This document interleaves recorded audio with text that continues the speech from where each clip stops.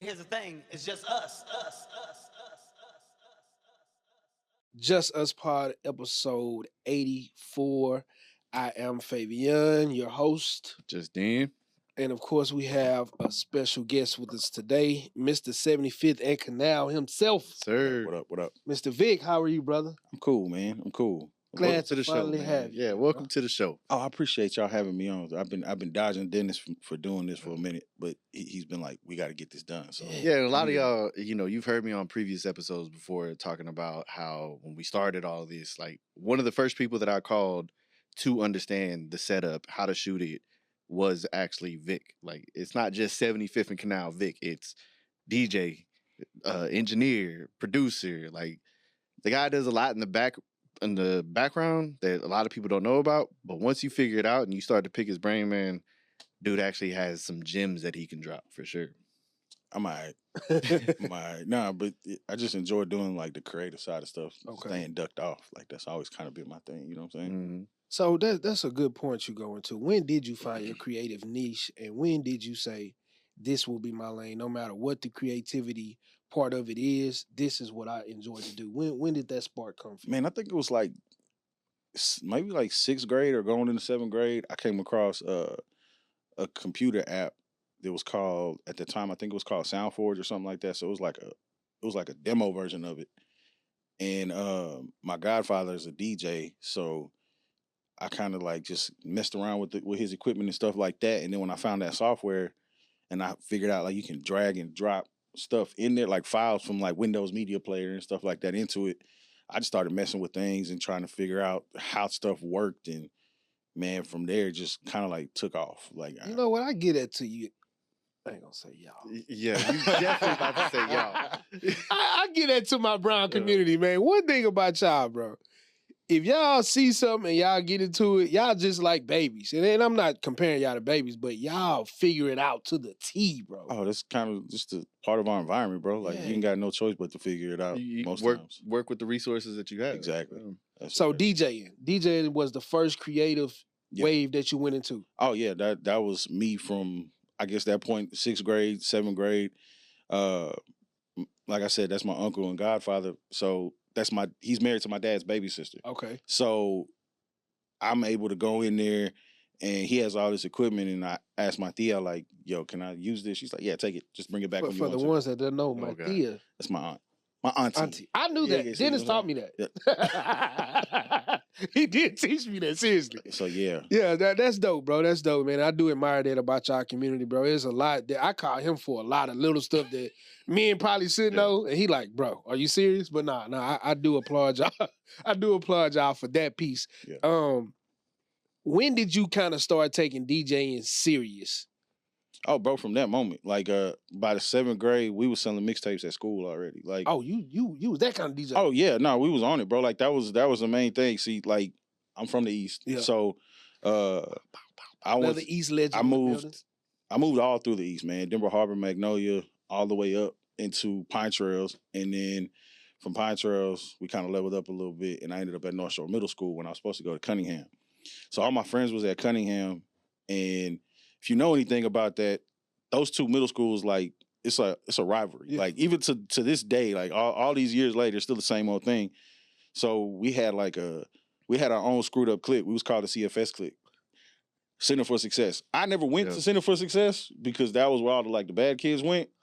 But I got a question. I don't mean to lose. I'm gonna keep you right there with your train of thought, but how did that correlate? SUC it.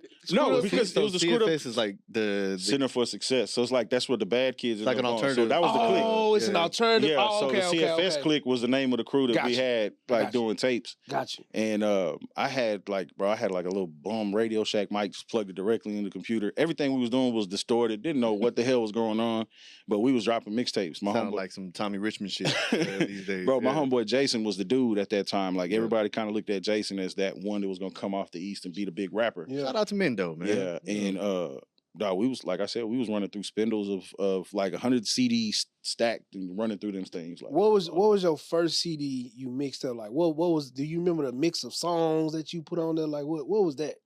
man, an actual mix of songs? Nah, bro, we just jumped in and started doing freestyles out the gate. Oh, so y'all was the ones rapping. Yeah, Yeah. Y'all was selling them? Yeah. People was buying them? Absolutely, Bro. bro. We was running through them things in middle school. That's how, and this is the Jersey era. So like we was buying jerseys, we was doing all that off of CDs, bro. Like that's just how it was. And we wore uniforms at school, but outside, you was wearing all the new jerseys, whatever it was, all for the CDs that we were selling. So could y'all rap? I couldn't. So that's why I was a DJ. So Right. I pushed the record. Like since then, I was in the background. You can know be what I'm saying? honest now though. Could the people who was on the My partner Jason at that time could He rap. could rap? Yeah, Jason could rap. Okay, Jason what could kind of rap was it? Was it because you know a lot of Hispanics be with that fast? No. Let me give me Yeah, that's a good point. You know, That's a good I'm point. telling I you. give you that. It's like You the know, Eminem. yeah, it's the like effect. Eminem. Yeah, no, that wasn't it. You got to think about it. This He was was Pow Wow. yeah, pretty much. And you got to think about that influence at that time. Like this is like get your mind correct time period. So like that was heavy. Swisher House was heavy. You know what I'm saying? Like the Screwed Up Click was like already running things, but this is like we on the East, so that Swisher House influence was still a little bit like I guess heavier there with Dash and all them kind of being from out that way. So it was and bro, it was like that. Like people thought Jason was a black dude rapping because we had everything screwed. So it was like Paul, with Paul thinking it, like he would go perform and people like, wait, it's you. Sort of a scenario, bro, and doing like the school talent shows and all of that. Yeah. And that's kind of just like what. So what Jason at these days? He's a barber. Yeah. It's been a minute since I chopped it up with him, and I know he still dabbles in and out of it. But honestly, at that point, he was that like he was going to be that dude. That's fire though. Yeah. That's fire. Yeah, he's a barber, family man. Right. Like, you know what I'm saying? That's normally how it goes. Like being a grown person at that point. Yeah, that's kind of. And at that time, if you saw Jason, you saw Tremaine. Yeah, it was another cat named Tremaine that was always with him too. So like that. Rapping? Yeah. Mm-hmm. Tremaine's black, right? Yeah. His name both of them could hoop. Both of them could hoop. Yeah, they could hoop too. Yeah, both of them. Yeah. You know what's such a crazy correlation, bro? Rappers normally can hoop, and they normally can cut hair. I'm telling you, like athletes do a lot of things that are what's the word? Are like they multifaceted. Yeah, bro. Like a lot of things in our community that we need a lot of. Yeah, like barbers. Like it's always an athlete. An ex-athlete, I promise you, does something very, very. Or they own the barbershop. Or they own the barbershop. Or they own the nightclub in your hood. No, or definitely whatever. It makes sense. So how long did you stay into DJing? Do you still DJ here and there? Nah, man. I walked away from it. And it just kind of I felt like I was running a circle with that. But to shit, I did that from the age of like 12, 13 all the way to, man, I might have been like 27, 28 when I stopped. What was your biggest gig? I DJ'd a bunch of stuff at South by Southwest. Okay. Here locally, there was a spot called SF2. Yeah, shout out to SF2. That's crazy. And they used to do all the mixers for when artists would come through. So on Fridays, right? Man, it was just varied, man, because at that time, Score More was kind of like running the show. Promo wise, and they was bringing Mac Miller, Nipsey Hussle, Big Sean, like all of these artists that was during that first I don't want to call it like the first class rankings that they was doing on the Source and all that. Yeah. So I DJ'd a mixer for Nipsey, for Mac Miller. Like I got pictures and all this stuff for some pretty cool shit that I did at that time. But it got to the point where I felt like I was running the same circle because I wanted to do something specifically within the music. And it wasn't happening. Yeah. So it got to a point where I transitioned to like wanting to do something else. And what was after that? Man, it was the brand. The brand? Yeah, the brand. Yeah, we got to get into the brand. Yeah. I wanted to get the background a little bit before. I don't know if Dennis want to add more on to I mean, I definitely want to touch on the, another East Side reference, but the working with Kirk. Yeah, that was early too, man. Kirko, bro, I remember one time we did like a mixtape in one night at the crib. A whole mixtape? Yeah, a whole mixtape. Which one? Man, the craziest part, bro, I don't think it dropped. Different songs ended up dropping on some other stuff, and he like reused certain things. This was before What Your Name Is. Like, this is like leading up to that. And then we worked again after What Your Name Is and all of that. But, bro, working with Kirk at that time, he was kind of first diving into it early in like high school, kind of. Because, like I said, my homeboy Jason was the rapper. There was other people rapping, but Jason was the focus of like that. I guess if you want to say it, and then Kirk kind of like played the background, learning and figuring stuff out himself, like very like self-contained in everything that he was doing. And then college kind of popped off, and me and Kirk, we was just working on different things. And then he went all the way out to went out on PV and man, the rest is history for that dude. Like, it just took off. So what was your part that you played with Kirk? You were just solely the DJ? Because you say Nah, y'all we just probably worked and recorded on a couple of things. I never actually DJ'd for Kirk. Okay. So the people who I DJ'd for, I go back and I could put it in that like 2010 to like 2014 kind of time period in Houston. It was a dude named Propane who's still out here getting it in. Nope. DJ shows for him. Another dude named Dante Higgins. Shout out to Dante Higgins. Hey, Dante Higgins. Marcus Manchild during Man. that time. Marcus Manchild, Hey, bro. that whole He's out here somewhere. I don't know. What I was don't know, they? but he's what- talented as fuck. Though. Was it AMG or something like Yeah, that? and that was, bro, like, I came in somewhat at the tail end of the peak of the OMG, AMG thing, but I had already known all these dudes, bro. So Marcus and them, bro, they was running the show. Like, they had merch and they had females wearing that OMG, AMG tee all over the city, running around with the Hellcats. They was early to the Hellcats, the wide body joint. Like, they was going crazy.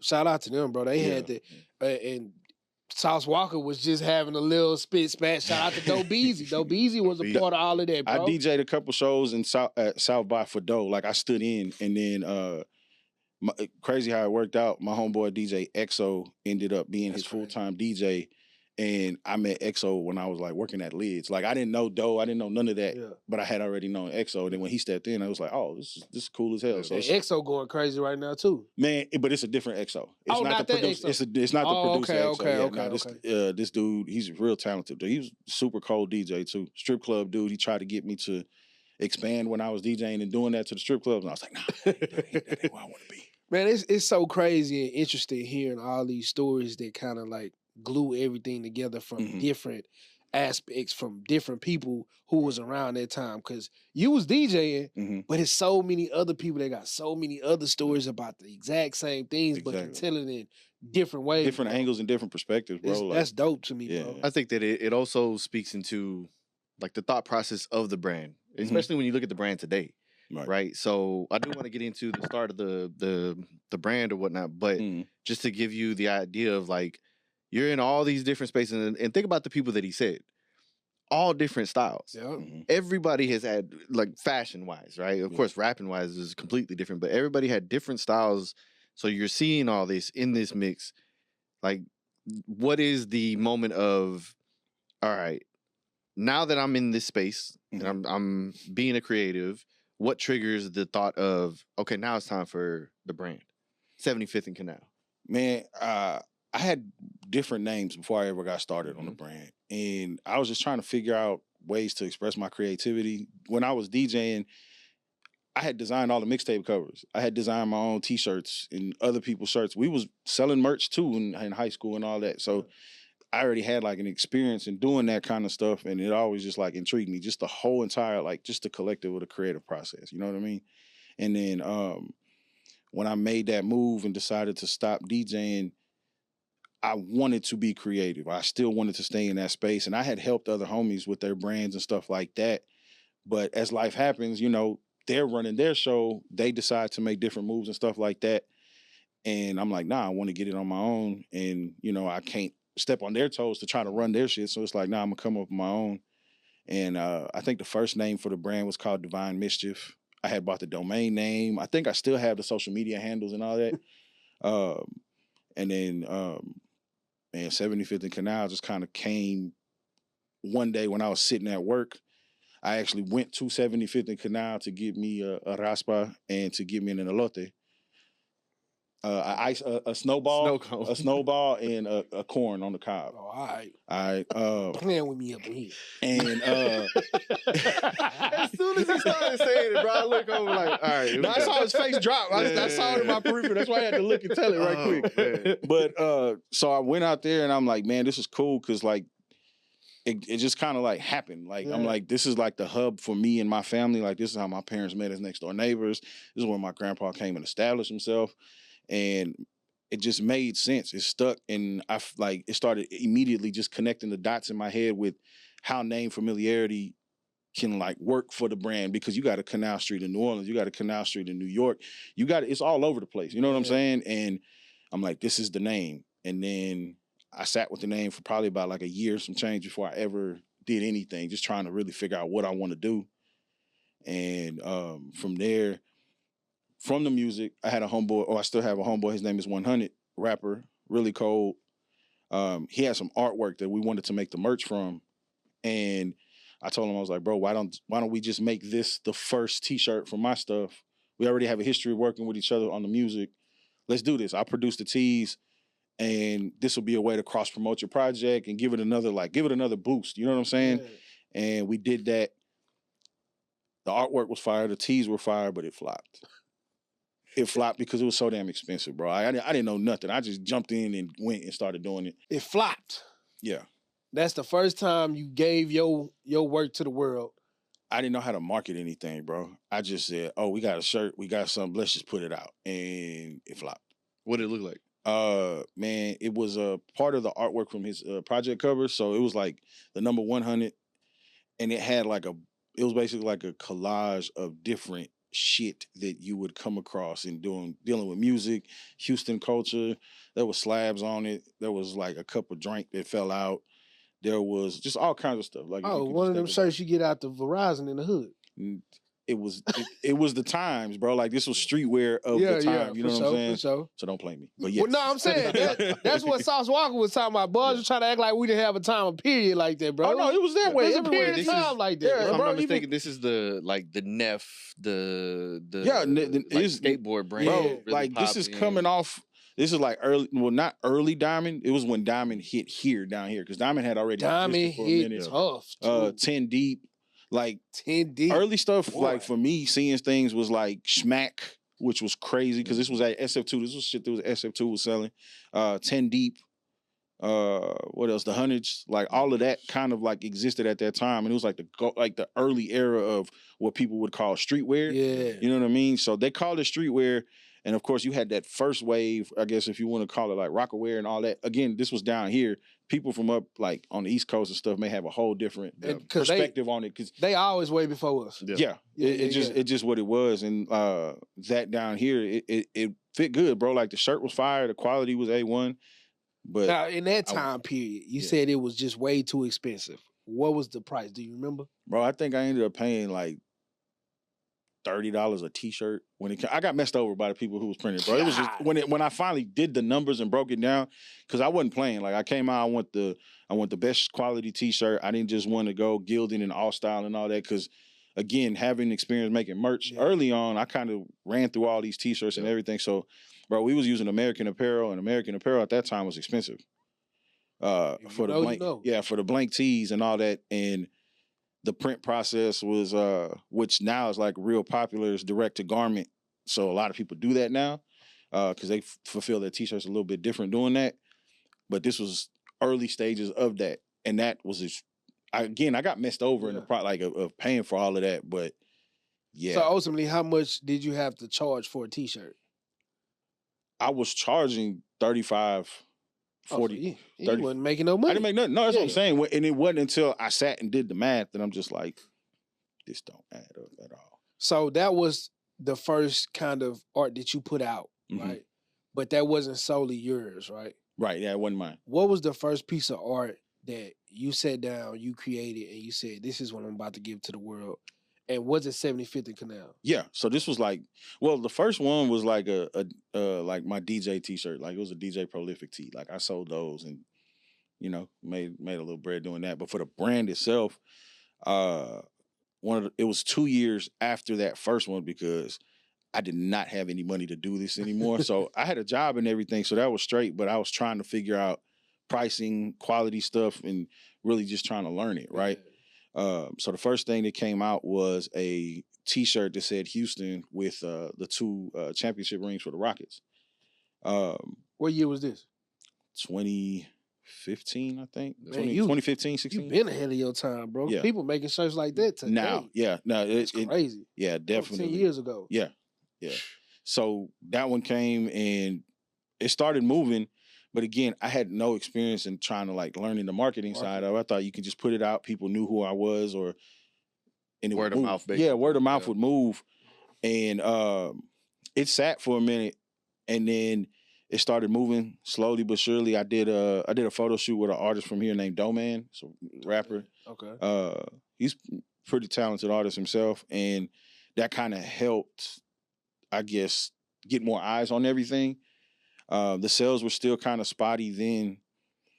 And I might have skipped something. I'm trying to remember if like the premium goods thing came with that or after that. It was in that kind of like it kind of happened all at once. You know what I'm saying? So when you say the premium goods thing, you had a business venture with premium goods? they were buying the shirts from me. And this is I'm actually getting too far ahead. Like premium came a little like 2 years later from that. Now that I remember. Yeah, premium came 2 years later.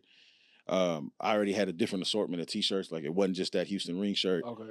And but when it went into premium, like that, it just took off. But crazy. Premium didn't want to give me an opportunity at first. I can say that now. They kind of like shrugged it off. Yeah. And the first store that like wanted the brand was a spot called Shannon Street Waves. Way over there. What is that? 249. Like it's far out, bro. I forget what mall it is, but it's one of them Brooks that's way out that way. So I do have a question because you know, premium goods is like an urban store. That's where a lot of sneakerheads, people who what we call the streetwear now. Early on, these are the stores, the active athletes and all of these stores, right? What a person like you who has their own brand, what makes you go, okay, I need to put my shirts in this store? Or do somebody come to you and say, you need to put your shirts in these kind of stores? I went to Shannon's because I was trying to make the stuff pop. So I'm like, in my mind, I'm like, I got to get it into a store. Right. The whole direct-to-consumer thing was a little bit different at that point. This is 2015, 16. Yeah, it wasn't like how it is now. For sure. Right, yeah, no, where you got a website and you know, Instagram or using social media, you know, you selling direct to your customer. So that was an avenue to use to like help market the brand. I went into Shannon's. It was a dude there. His name, I believe it was Briscoe. Crazy part, he's from the East Side too. I didn't know that, but he was like the older brother to somebody that we went to school with. And, you know, we started chopping it up. And it turns out that the owner of Shannon's from the East as well, went to North Shore. But he's from the East during a different time. Like we're talking like 80s. Yeah. It's a white dude, very different. He's from North Shore. Yeah, North Shore. Was different. It's a very, very, very big difference. Still divine intervention though. Yeah, no, it all lined up. Sure. It all lined up. Crazy. And Briscoe was telling him like, nah, Briscoe didn't know me. He seen what I was like, what I had, the product and everything. And he was like, you got to put this in the store. Yeah. And he said he did it on consignment. So I left some t-shirts there. I'm on my way home. I get a notification on Instagram that they posted and tagged me. Before I get home, he's like, we sold out of the shirts. That's crazy. That was the coolest thing ever. And which shirt was that? Is that the 2 ring shirt? It was the rings tee, and I'm trying to think of what else. He held, and there was a Hakeem Olajuwon shirt that has like the 1994 NBA Finals, and it's Olajuwon on the front of the shirt. Way ahead of your time. Yeah. Oh yeah, no, bro. I came into this doing aside from that 100 t-shirt, the vintage sports thing was always kind of like the lane that I wanted to be in. You know what I mean? Not to get too far off topic, because I want to think about that, because you are creative and it takes forward thinkers to actually create in that manner. Right. What made you go, Houston is going to take to me vintage clothing? Like they're going to like this. What sparked that idea in your mind? Bro, because I'm the fact that I was born when I was born and like all that nostalgic time period of like the 90s and seeing sports just be what it was. Yeah. I know I wanted the brand to have like a different impact as far as like being able to pull Houston culture in and know what people wanted. You know what I'm saying? I know what I wanted to wear. I know it's like stuff that I wanted to like pull off and I can never see it anywhere else. Yeah. So I'm like, I'm gonna make this. And at that time, logo flips were a thing. So people would, you know, flip a Sprite logo or flip whatever it was. And I didn't want to do that. Oh. So I'm like, let me take some ideas here and there and figure out how to flip it in my own. Basically, like, bro, like from taking the producer angle that I had, you finding a sample and you learn how to flip it. Oh. So I would go look for like different photos and different things to pull from, backdrops and everything. So I pull a piece of something from here, pull a piece of something from here, and flip the sample. And from there, that's how a lot of this stuff just ended up moving. That's dope, bro. That's a dope ass way to think about it and view it and make your... Okay, so we back to what's the 4-hour ass store that they sold out? What's the name of it? Shannon Street Shannon, Waves. Shannon Street Waves. Bro, Shout out to Shannon Street Waves. They unfortunately closed now. Yeah. But Still shout out to yeah, shout out to that because that was an era too. Like the Shannon's and SF2 are staples in this city, that bro. people the don't SB, talk about bro. enough, That bro. SB, the height, the super height of Super SB height, yeah. era, that was Shannon's. Like they had the One of the SB only account, places bro. you can Yeah, get. that you can get. It's crazy because I was one of the hype beasts. I ain't gonna lie. I do not know about Shannon's, bro. Yeah. No, Shannon's was that. But that spot. SF2s, I was up in that thing. Yeah, and see, like SF2 was a different. Well, they had like different. They kind of like ran concurrent with different eras of stuff with Yeah. SF2, because obviously they did the Diamond Supply, and then from Diamond, like, of course, things were late. Pink Dolphin made its way down here. Pink And Dolphin. that Pink was a kind of a Dolphin. different thing. You know what I'm saying? And they had like SF2 had like the Ed Hardy era.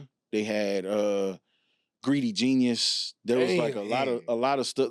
Creative the one Rex. with I all never them- wore a pair of Creative Rex, but Hey, they had them there. I wore a pair.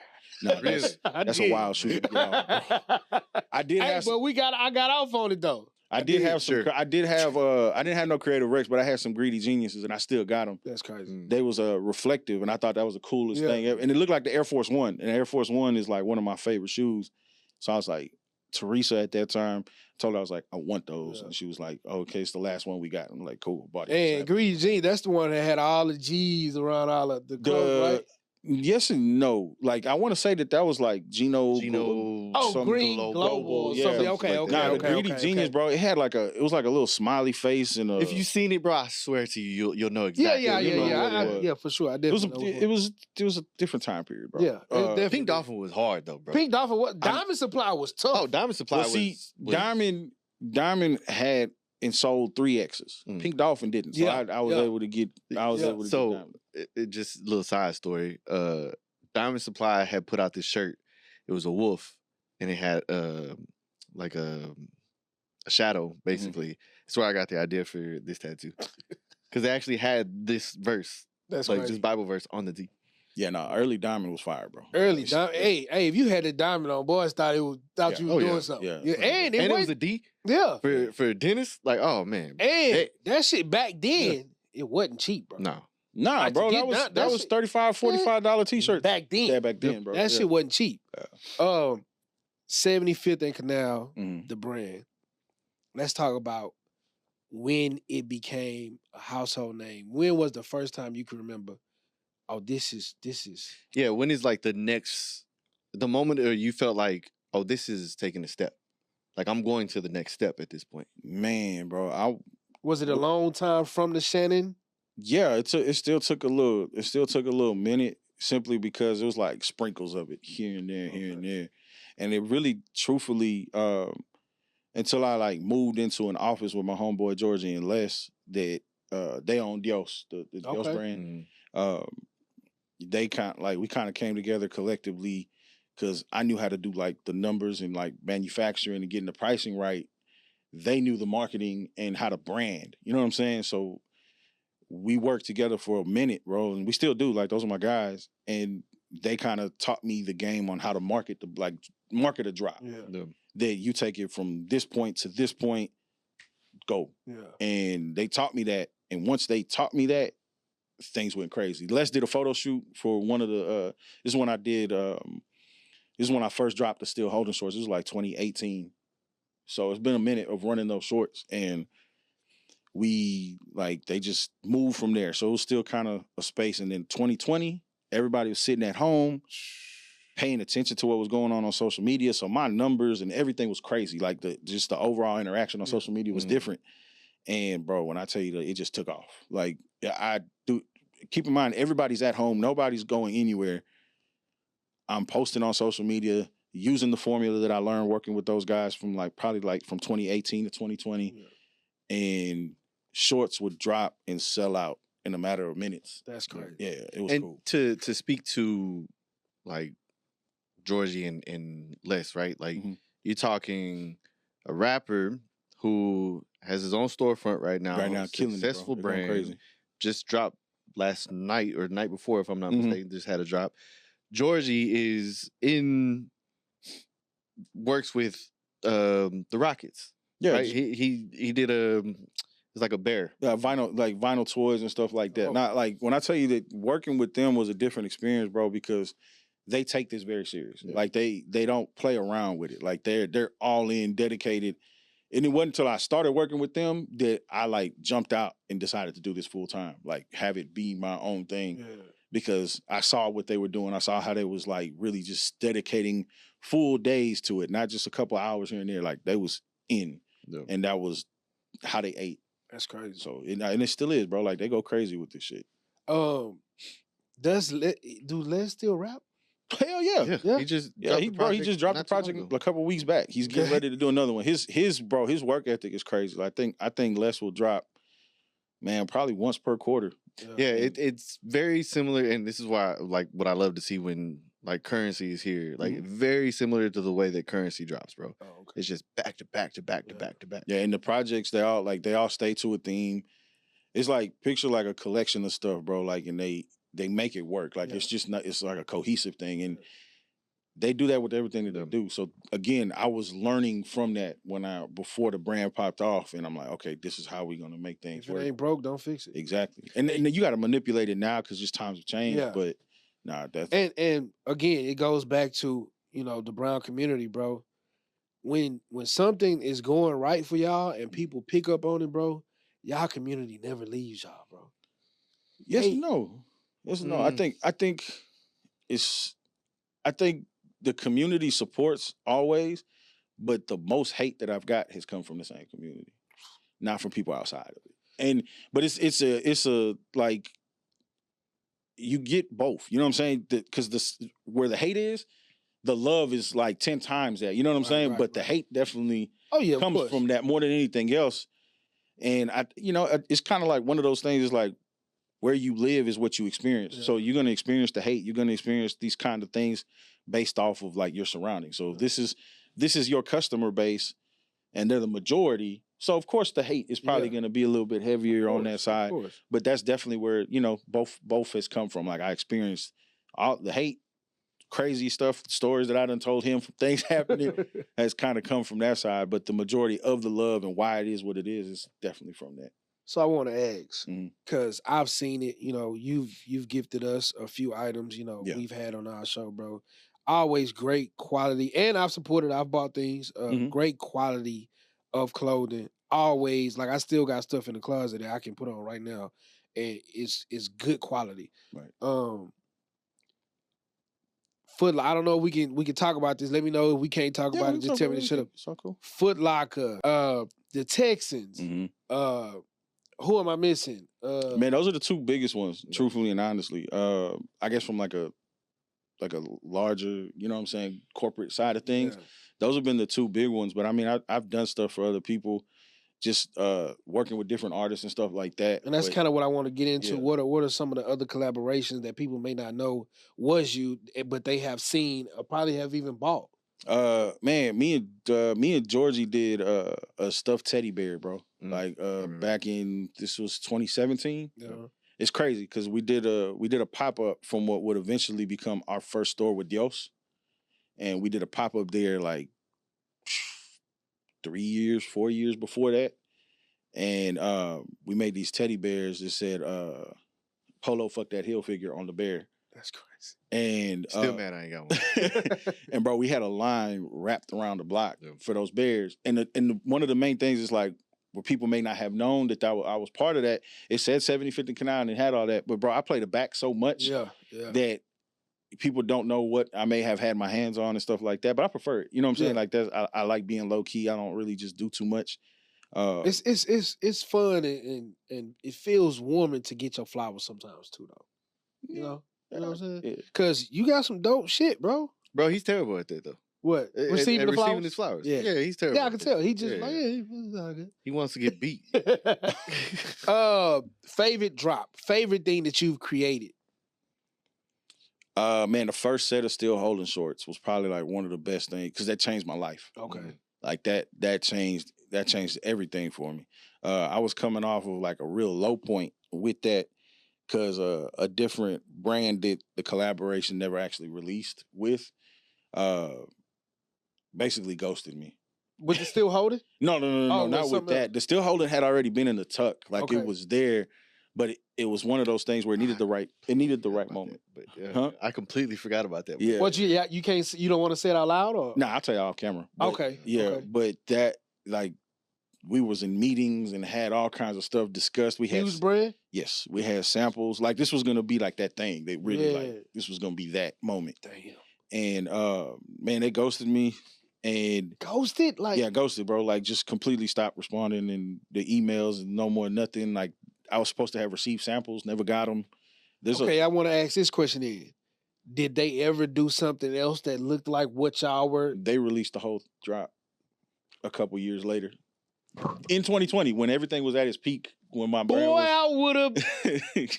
Yo, Yeah, that's they did the drop. nuts. Yeah, and it's crazy because if you Google my name and their name, the drop comes up, and even the product titles say 75th and Canal X Big Brain. And you got nothing from it. Nothing, bro. Nothing. Boy, that's And hey, but that's the luxury of It was a lesson. It was a lesson in making sure your business is right and stuff that like as the brand has grown, I've learned on the fly. You know what I'm saying? And you want to make sure that you got your trademarks on point. You want to like what Jay say, change is cool to cop, but more important is lawyer fees. yeah. You want attorneys and stuff like that, even though some are janky, some, do what they do, but you want to have your legal stuff situated. So in the event that something like that happens, you have ground to stand on. So they drop merch that got your stuff on it, but Yeah. you can't do nothing about it. I can, but It's gonna take. we got it's gonna take Fighting the machine is crazy. Yeah. Essentially, Yeah, yeah. fighting the machine is crazy. And- we gonna get there. We coming back for it though. Oh yeah, no, I'm coming back. Don't I'm think circling the block. I'm circling the block. Ain't nothing but, yeah. sweet. Yeah, no, Ain't not at nothing all. sweet. Oh no, not at all. We but coming gonna- back for that. Hey, I ain't Yeah. gonna lie. I've bought a couple from that brand. Still feel Everybody bad about has. it. Yeah, Everybody has. Maybe- Yes. maybe me too. Yeah, you have. I have I Definitely. have after that. Like it just It's hard to avoid, bro. It's hard to avoid. It's hard to It's one of them. avoid. Oh, Yeah, I it's can't one wait of to hear those, this. I bro. can't wait to hear. It's one of those. Yo, that's crazy. Okay, so scratch them to hell with them. We coming back for that though. Oh yeah. How do you get brands like a franchise like the Texans to put your clothes in their stores? Like, where does that come from? Is that I don't know where that one came from, bro. It came out the blue. Like I got an email to the customer service email because this is how low, like far to the back I play it, bro. Like nobody knows to contact me for business. yeah? Yeah. So they hit the customer service one because that email was attached to the social media, and I'm checking it. I thought it was spam, bro. I'm like, I wasn't thinking nothing. Houston Texans, this is some kind of like influencer thing. Yeah. I'm like, influencer, bro. I don't be doing nothing. So I looked at it, showed it to my old man. Like my old man is like my consigliere. Yeah. You know what I'm saying? Like Yeah. if you want one of those, like on some mafia shit, like my old man is a person that I go to for, advice and Yeah. somebody who's gonna like guidance and shit like that. And he was like, man, look the shit up. What's it gonna hurt? And looked it up. The relationship kind of like went from that. It was a moment that they was trying to do for Hispanic Heritage Month. Like Okay. this is like 2 years, 3 years ago. Like that's kind of how everything goes. It takes some time, a little bit of time for the stuff to actually come out. This is And before Foot Locker. That conversation. this is low key around the same time. First conversation with Foot Locker was in November of 2020. Mhm. And then November of 2022, I dropped with Foot Locker. Yeah. So it's a thing about 2-3 years that usually some of these things have. Especially with those Transpire. big brands like that. Yeah, Yeah. yeah.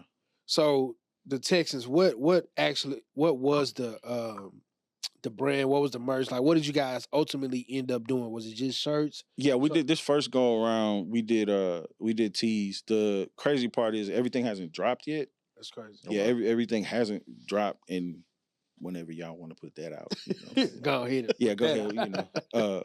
The draft is coming up here in a couple weeks. Be perfect timing. But I mean, that's kind of how stuff works, bro. Like one thing that I've learned in working with corporations, they move at a different pace. Yeah. They don't care about your about your They setting. already got the billion. Yeah, Hey. yeah. They move at their pace, your and light you gotta bill, kind of be accustomed to that until you establish yourself more. So like I'm like it's a humbling experience because when you, like I said, 2020 was like I'm popping.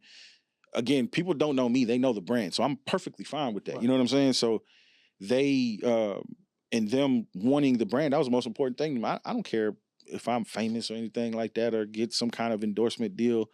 You know what I'm saying? Not that I pass up a check now, but it's a little bit different for me, bro. Like I'm a brand first. Like the brand is the priority. The brand is its own. It's like its own entity. It's its own identity. It is me, but we're two separate. You know what I'm saying? Yeah, and I think that you've been very consistent with that, right? Because even when, like, we started talking about the podcast, right? Like, I was like, bro, like, come help. And you told me, like, bro, the brand. You know what I'm saying? Like, I'm focused on, and I respected it too, right? Like, yeah, it was a reach, but it was like once you put in stone, like, nah, bro, like, I don't give a fuck about nothing else nobody got going on right now. This brand comes first. You've been consistent with that. Yeah, and your entire the entire existence of 75th Canal, you've been consistent with that. Yeah, and that's how, like, with anything, bro, like, I don't half-ass anything. I can't do that. That's not how I was, like, raised, and that's not what, like, how my family moves. You know what I'm saying? We get involved in something, it's going down. Like, you go all out, or you just might as well not do it. So, what's to come? And before I go there, the Foot Locker part, the Foot Locker portion, how did that come about? Let's just talk a little bit about that. So November of 2020, they were real interested in. I got like a DM, and they were trying to like put again. I thought it was spam. I thought it was just like because it was a DM, bro. I'm like, what the hell is this? I look into it. They're like, hey, we're reaching out. We're trying to do some like local collaborations in different cities and all that. And we're interested in what you got going on. And I'm like, cool. I'm like, well, if y'all want what's really fire in the city. And I started like name dropping all the other brands too. Cause I'm like, nah, we all finna get this. You know what I'm saying? That's so hard. I started telling, a bunch of different brands, and they, took some time went by. That was like the first instance of conversation. And I think probably nothing really happened again until like March of 2021 or something like that. And it went kind of flat. Conversation just didn't really lead nowhere. Early 2022, they're like, oh, it's time. I'm like, oh, it's time. Okay. So we start working in like January, February. And in November, the stuff happened, bro. Like, it was a lot of conversations, a lot of things that I learned, like, from a legal side of stuff. Like, they had to clear all the designs, asking me repeatedly, do you own this? Did you do this? Did you do that? That's crazy. They don't play no games because they just don't want lawsuits, bro. Like, and I understand it. Like, I fully get it. But yeah, because you had Air Force Ones. Like, how did shoes come into the mix? Like, that kind of was born from around the time that I moved into that office with Georgie and Les. Like, I kind of wanted to have my own identity of what I did. Yeah. Like, me as a person, like, what was my thing, and like shoe customization was always something cool. Because I always feel like it starts from the shoes and you work the rest of the fit up. You know what I'm saying? Right, of course. So with Foot Locker, right? The shoes came with that. Nah, bro, I was doing them. That didn't have nothing to do with you was Foot already Locker. doing the Yeah, there was no. So you had already dropped Air Force Ones? Yeah, there was. So is that something you have to do with Nike? Okay. Nah, I mean, I buy the shoes. It's a customization. Yeah, right? I buy the shoes, and then I sit there and hand paint them myself. Like you did that yourself? Yeah. That's fire. So you did that many, and they sold in Nike like that too? No, they didn't sell them. So we had them. okay. We had them. That was just for like the display at the event. Okay. Like those were there, but I had already sold a couple pairs. Like, I'll basically set 75. Like, that's the pre-order limit that I'll do, and just kind of run them from there. And that's like the pre-order would like go through like a weekend. And stuff like that. And at that time, I think the first go around that I did the shoes, I might have did like maybe 10 or 12, sold them. And then that was 2018. This is right around the time that I dropped the shorts, like right on that point. And then decided to bring them back again in 2020. And in 2020, I did a full like run of 75. Damn. Yeah. And that was cool. Yeah.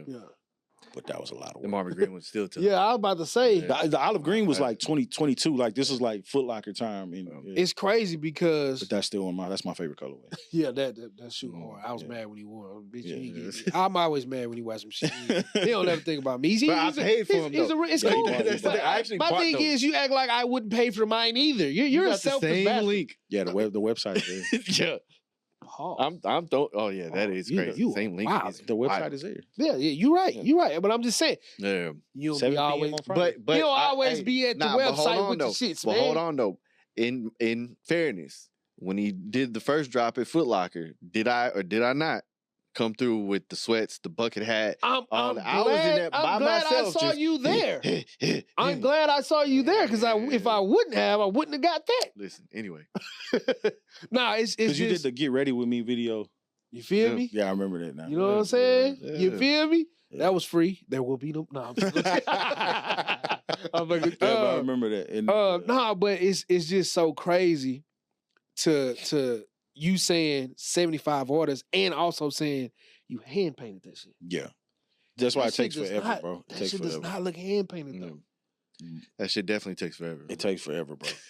Like I remember getting mad at how long that order. yeah, had yeah. A been- bunch of had people been was getting paid. mad, and I'm like, "Hey, man, I'm doing these by hand, y'all." Like, this ain't Yeah, the because I guess they was assuming that I'm like getting them made overseas, It's bootlegging them. exactly how I was thinking. Yeah. because it's not a colorway that Nike even had. Yeah. And I right? mean, So, it wasn't a hard thing to do. You know what I'm saying? It's like we're painting the swooshes, painting the back tab, The put tongue. like drawing the logo on Yeah. there, swapping out label, like sewing the label on there Yeah. myself and stuff like that. And with my mom showed me how to do it, and you know. But still though, that's Oh yeah, still- no, those are hand done, bro. So it's Yeah. like even like the imperfections, you'll see some, and it's just it's man, it's my hand, bro. Yeah. Like yeah. you That's might have dope, been, though. you might have been So like I could bring them to the crib and get touched up then. probably. I mean, it's white Air Force Ones. You know, we can only do so much touching up on a Yeah. pair of white on whites. But that's dope. Yeah. Every like your materials, your brand, like Oh, you I really, put an emphasis on it, bro. Yeah, like bro, quality that's you. above everything That's you. else. Yeah. that's dope. And I So- think that's what we saw. Like, so my favorite drop, just by the way, is the mesh shorts. Oh, yeah, By that's far, the recent and one, you know, yeah. bro, You still I've holding? I've been buying from you for a long time. Yeah. Dennis For a long has all time. the colorways. I saw. But these mesh shorts, bro, have been They the fire. toughest piece that you've put out so far. That's To me, it's in one of my personal- favorites. Like I have to say that the first pair was like my favorite because that's kind of what sparked the Yeah. rest of it. Mhm. But the mesh ones, like it was a long time coming for those, bro, because that was actually supposed to be the first Foot Locker drop, and just time and all the legal stuff and pushing dates and all of that, we ended up in November. You kind of want to do something seasonal to get that off. You know what I'm saying? Even though here we can't still wear mesh shorts at any given point, but I'll wear them with a hoodie. yeah, it was just product development for that, and we couldn't get the pricing right. And then, lo and behold, we had the opportunity. I love them again, because so. they my shorts to let a motherfucker know it's that time. Oh, hey, I don't wear no drawers with me. the other part though, the other hold on. second favorite Can't part. forget is- You know one what you is- came is- over here for. other Hey, side. yeah, I Socks. do look. Hey, Yeah. Bro, these I do. socks. Hey, look at some of the store. They might still have them, bro. There's a lot of stories behind that second drop with Foot Locker, but yeah. So, there. so moving forward, Mhm. you still have the relationship with the Texans. You said so that will be more with the Texans. Yeah, hopefully, man. We've been in the talks about a couple of other things, and man, I think that all the experience that I had with previous corporate stuff kind of taught me how to refine my approach in dealing with them, and so this one is a lot smoother. Yeah. You know what I'm saying? Because Yeah. I learned so much from Foot Locker with other X brand prior to, and this is like, all right, we're at the table. Yeah. I got legal team. Yeah. It's a different. Everything gonna go. That's a different ball game. man. So as of now, that's the biggest corporation that you're currently working with right now. Yeah, no, it'd be cool, to try to. I definitely want to attempt to get something with one of the shoe brands. I don't care who it is, bro. Yeah. What Reebok, Nike, Adidas, whomever, like whatever, bro. Asics, you know what I'm saying? Bro, I just Saucony, seen whatever you want. Shea Kid Gildress drop his shoe or announce his first one with Converse. Mm. Cold. Yeah. I ain't seen a cold pair of Converse in so long, but that shit Yeah. was cold. I mean, the Converse Nike thing. I mean, it's all Yeah. it's the umbrella. So, So what's next for 75th and Canal, man? Do we got a drop coming?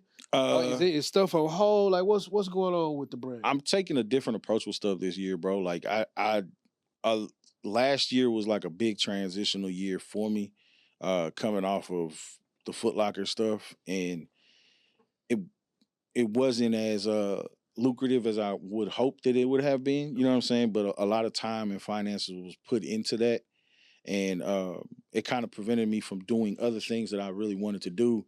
And so last year, just, complete transparency, I was creating out of like necessity, like survival, like doing stuff that, hey, we got to pay this. We got, you got bills, you got things that you got to handle. So this year, like still regrouping, but at a point now where I no longer want to create from like survive, like from need. Like I want to take a different approach with the creative side of stuff and take it different, man. And really, I'm in year 10. You know what I'm saying? Yeah. So I want this to be the approach that I've always wanted to do with the brand. You know what I'm saying? Like, just create from a different space and not having to like just completely rely on it just to survive. Yeah. It's a little bit different right now. So not revamping, revising. Yeah. Yeah. That's dope. That's dope, bro. Dennis, you got anything else? Yeah. So I'm going to say it on camera, bro. Continue to push the content. Yeah. Right? Like, we both talk to each other frequently about the same stuff. Yeah. And I think that, this year, because it's year 10, this means something. Right. You know what I'm saying? Let's really show the people 10,000 hours. That's what it is, bro. And he stays on me. He's like, bro, don't worry about it being like I have the biggest thing when it comes to like perfection, bro. Like, and that's why the quality of stuff is what it is, because I put so much emphasis on that, bro. And I sometimes got to get out of my own way. Like, that was a part of it. Even in, again, this is going back to the Georgie and Les days when I like started working in that space. They're the ones that convinced me to, bro, like, get out your own head and really just do it. Just drop this, bro. Like, the other brand, it's dead and gone, dog. Let it go. Drop. Yeah. And that's kind of where I'm at now, where, when I created the idea behind the Still Holding Shorts and all that, I wasn't creating from necessity. I was creating to be creative, just being cool. Like, this is what I enjoy doing. And it paid off. So now getting back to that and wanting to do, better pieces and not just focused on the graphic tee, even though that there's a base around that, you know what I'm saying? But there's other stuff that I want, there's things that I want to show people that I can do and really make it a household name. Hey, man, and feel free to use us as, I got y'all, man. Photos, I'm saying I want to do a 75th and Canal photo shoot, bro. We can make something happen. I want to be a part of the brand. I don't even got to be an ambassador or nothing. I don't got to keep the clothes. I just want to be on the white screen, put me on that fly ass shit, and let me, promote for you. My following count there. I tell Dennis like all the time, like when I want to do events, I need bodies there, bro, because it's like it's normally just my inner circle. Yeah. This there, and it's not because like I'm standoffish with other people or anything, but through the music stuff, through everything, I kind of like went into my own space and learned that all relationships ain't real relationships. You know what I'm saying? Sure. So I want real, genuine people around the stuff. So, bro, I don't. You can ask Dennis, bro. I don't do no tripping. Once people are like in my circle, they're in the circle. You know what I'm saying? I remember that first feeling of, nah, bro, go in there, go pick you up. Just go to the room and grab something. Like, bro, everybody who would come through the, like my homies and stuff that would come through the spot, the other podcasts with my partners that we would do. Shout out to them. Yeah, I have this friend. Those my guys with Kirk. It's time coming up for us to get together and do one. Yeah, that would be hilarious, bro. Yeah. Keith is a character that I think that y'all would mesh a little bit different. Yeah, this shit would be hilarious. It's time. It's almost that time for us to. Oh no, definitely. Y'all can make that. Y'all can make that one work, bro. Y'all can make that one work. But yeah, life. Hey man, this has been more than what I thought it would be. It was dope, bro. Man, you gave us great stories, great insights on what 75th and Canal has birthed to be, and we wish you nothing but success going forward. I appreciate that, dog. For sure. And we gonna be stealing because I get reckless. Yeah, make sure y'all go cop. Make sure y'all go follow. Make sure y'all just support the brand, bro. Like, and that's 75th and Canal on everything. That's a 7, 5, TH, and the letter N. Because we can't put the and sign on. Oh, okay. So N. So it's a 7, 5, TH, the letter N. Canal Co is on all social media. It's gonna pull right up. Yeah, website and everything. We're still holding. Originated from. Yeah. Still holding. Well, nah, that's H-Town slang, but the branding. But the branding, we know. If you know, you know. Don't be out there buying that knockoff. What Pimp say trademark. You can look it up. It's solidified now. Just Us Pod featuring Vic and 75th and Canal. Episode 84, we out. Appreciate y'all. Here's the thing, it's just us.